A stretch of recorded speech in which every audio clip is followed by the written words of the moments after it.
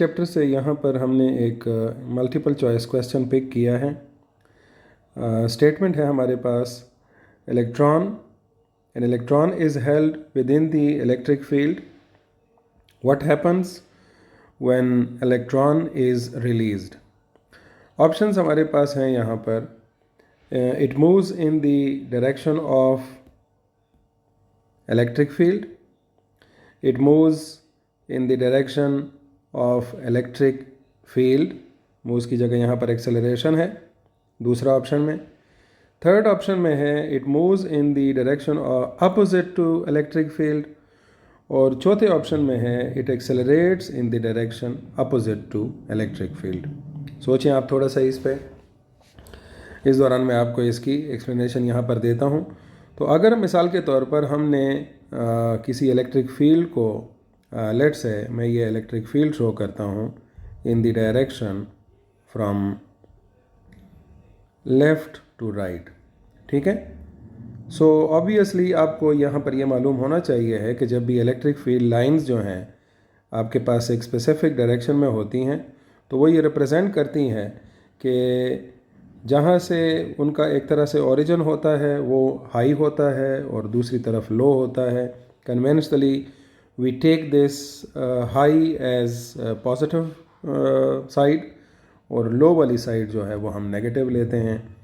अब हम यहाँ पर क्या करते हैं, एक इलेक्ट्रॉन को हेल्ड रखते हैं, ठीक है। यहाँ पर यह स्टेटमेंट बात हो रही है कि इलेक्ट्रॉन इज़ हेल्ड, तो मतलब इलेक्ट्रॉन को यहाँ पर पकड़ा गया है, उसको रोका गया है, उसको जाने नहीं दिया जा रहा।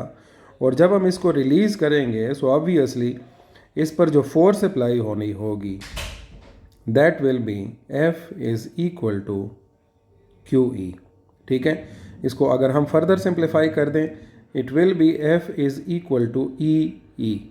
जहाँ पर E का ताल्लुक है तो E हमारे पास है चार्ज ऑन एन इलेक्ट्रॉन, और E जो है कैपिटल E, जैसे कि मैं यहाँ पर मेंशन कर चुका हूँ, this is the electric field.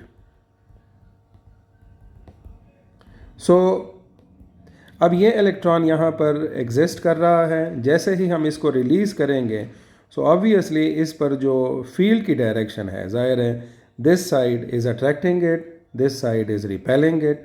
सो इस वजह से ये क्या करेगा, फील्ड के अपोजिट मूवमेंट शुरू करेगा। लेकिन आपके पास ये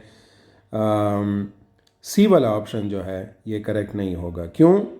क्योंकि जब ये मूवमेंट शुरू करेगा so it moves in the direction opposite to electric field, it accelerates. तो बेहतर जो इसका जवाब है वो आपके पास क्या होगा, एक्सेलरेट होगा। क्योंकि ज़ाहिर है अगर आप एक्सेलरेट वाला ऑप्शन यहाँ से स्किप करके सी वाला ऑप्शन पिक करेंगे so obviously you are saying कि वो क्या कर रहा है, वो एक्सेलरेशन को एक तरह से आप नेगेट कर देंगे। तो अगर डी वाला ऑप्शन हमने पिक कर दिया यहाँ पर, ठीक है, तो डी वाले ऑप्शन में उसके मूवमेंट वाला पॉइंट भी आ जाएगा और उसकी एक्सेलरेशन वाला पॉइंट भी आ जाएगा। और ज़ाहिर है इसकी एक्सेलरेशन के लिए आपको यहाँ पर पता होना चाहिए है that we are using the second law of motion. So ma हमारे पास हो जाएगा E इंटू ई के बराबर, और इसकी एक्सेलरेशन की वैल्यू होगी E into capital E divided by m, ठीक है। तो यहाँ से इस इक्वेशन से आप इसके एक्सेलरेशन की वैल्यू क्या कर सकते हैं, मालूम कर सकते हैं। आई होप सो अगर कोई पॉइंट में आपके पास कन्फ्यूजन थी तो वो यहाँ पर रिजॉल्व हो चुकी होगी। अपने फ्रेंड्स के साथ, जूनियर्स के साथ और सीनियर्स के साथ जो भी आपके अप्रोच में हो उनको उनसे शेयर करें ताकि ज़्यादा से ज़्यादा उनको फ़ायदा मिले और पॉइंट की क्लियरेंस हो सके। Thank you.